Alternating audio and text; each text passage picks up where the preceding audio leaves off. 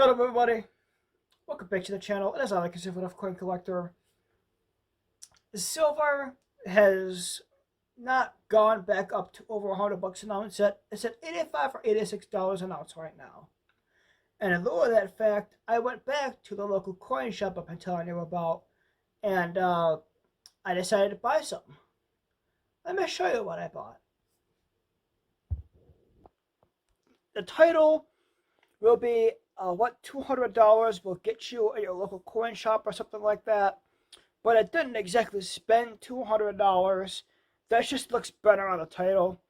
And who knows, maybe one day I could be rich enough to spend $2 million at some coin store. But I will cross that bridge if I get to it. A little bit of free advertising for the guy. It's Nice Coins and Collectibles, LLC. And he sold me the coins. It's pretty much all silver, and he sold me them at 61 times face, which that's actually a steal because it's a lot of coin dealers like to do 65 plus times face.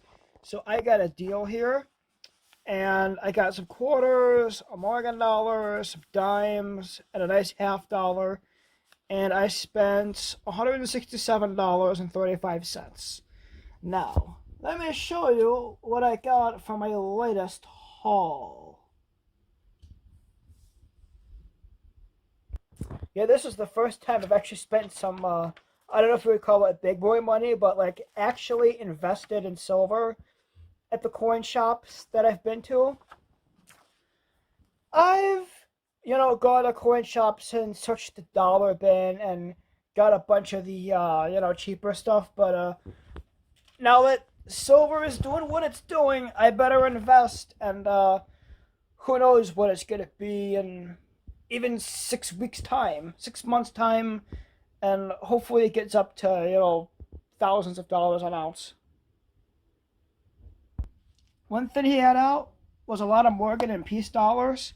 Now these are mine. I've showed you on the channel a million times, and he had a lot of them that were in this condition and worse, and a couple that were graded from PCGS that were actually in very, very nice condition. And it probably would have been $200 or $300 on their own. But before going, I had these two very good condition Morgans from the first time around. And they made a Morgan dollars in 1921 after not making them for a while, and it's definitely in a lot worse condition than some of the Morgans I have.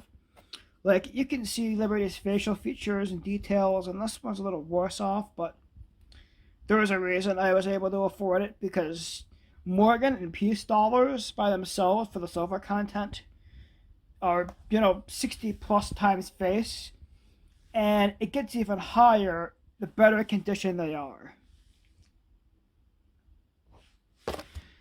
I've never had a 1921 Morgan dollar before, and regardless of the condition, I'm just going to add it to my silver here.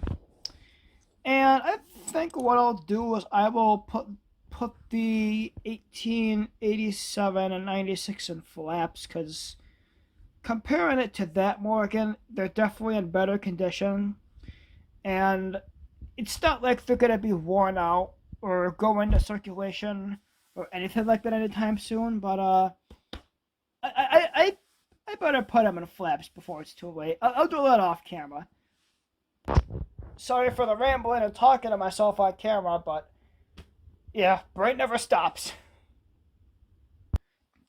The one coin I actually wanted to buy this. I was today, by filming this, is the day I went to the store. What's today? Today is Wednesday, February 4th. As of filming this, you're probably going to see this tomorrow, Thursday, February 5th. And that's when I went to the store last. And before that, like, I want to say maybe 3 or 4 days prior to this, I wanted to buy a couple of coins, and this was one of them.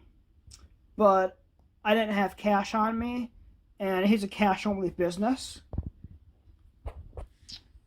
It is a George Washington commemorative half dollar.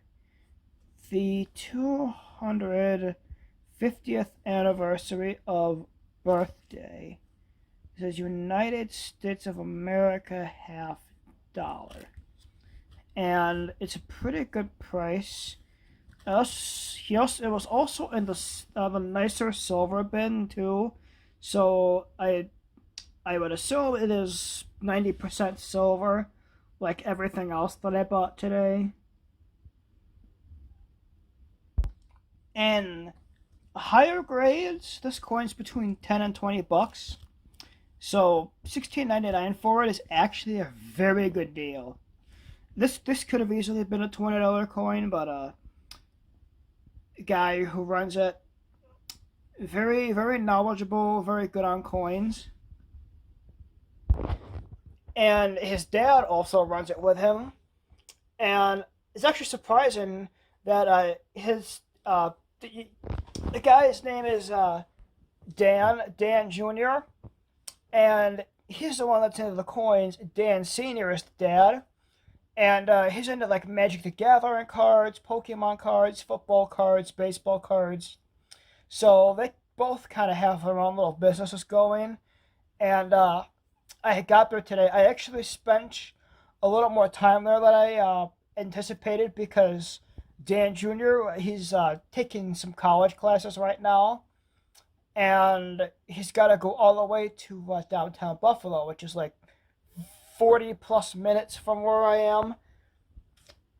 So I had to wait until he got back from his classes. Like the class ended at let's say the class like ended at 11, and he'd be there by 1, and it was like 12:30, but 12:45 when I got there. But like it's not just coins; it's cards like that too. And I don't think I'll get into cards like that, but in my brother's closet, my mom picked up from a garage sale like thousands and thousands of baseball cards. And it would be cool to try to sell them there and get a good deal from them because they've just been taking up space for like 10 years at this point because nobody at our house collects baseball cards.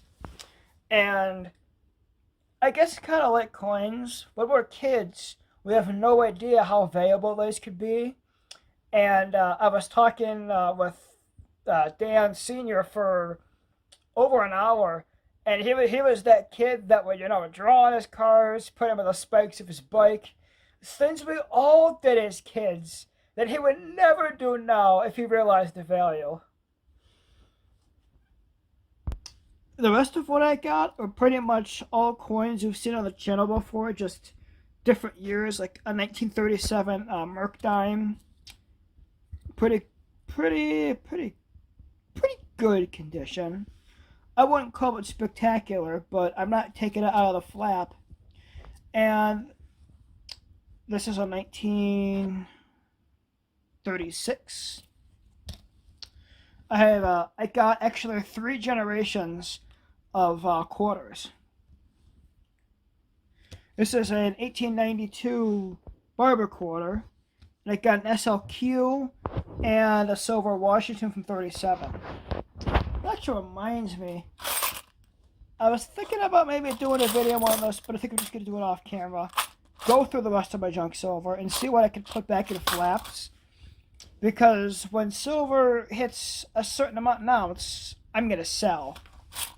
I know what I'm going to sell when it comes to what I have for troy ounces. But for the 90% junk stuff, I'll do it off camera. Never mind. But an 1892 Barber, an SLQ from 1929, and a 1937 Washington silver quarter. I just have quite a few Washingtons in here that could actually be in a better condition than I think. Yeah, I'm not taking these out of the flaps. They're in too decent shape to take them out of the flaps there, but maybe this barber, All barbers look like that if they're not like museum quality ready.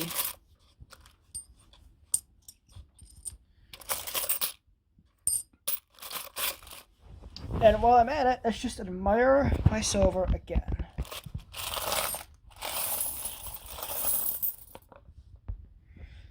Silver even sounds different when you clang it together. It just sounds different.